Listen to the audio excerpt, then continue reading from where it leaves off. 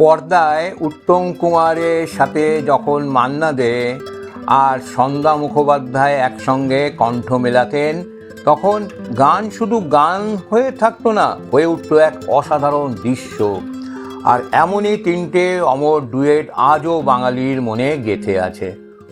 প্রথমটি অ্যান্টনি ফিরিঙ্গি।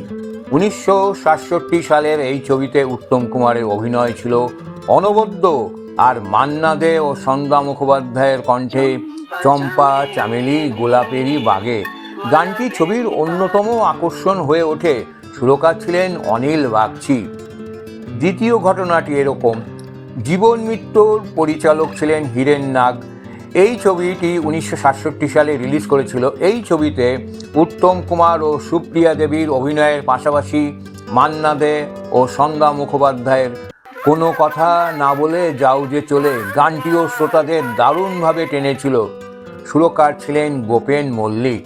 আর তৃতীয় ছবিটির নাম চিরদিনের।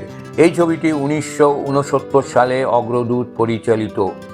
এই ছবিতে উত্তম কুমার ও সুপ্রিয়া দেবীর সঙ্গে ছিলেন নচিকেতা ঘোষ, এবং সেই নচিকেতা ঘোষের সুরের মায়াজালে মান্না দে ও সন্ধ্যার কণ্ঠে তুমি আমার চিরদিনের সুর হয়ে উঠেছিল এক অপূর্ব রোমান্টিক ডুয়েট। তিনটি ছবির সাল আলাদা, গল্প আলাদা, কিন্তু একটা মিল অসাধারণ। তিনটি ছবিতেই ছিলেন মহানায়ক উত্তম কুমার, আর তার পর্দায় মান্না দে ও সন্ধ্যার কণ্ঠে তৈরি হয়েছিল তিনটি স্মরণীয় সুরের জুটি। এই গানগুলো কি আপনাদেরও প্রিয়?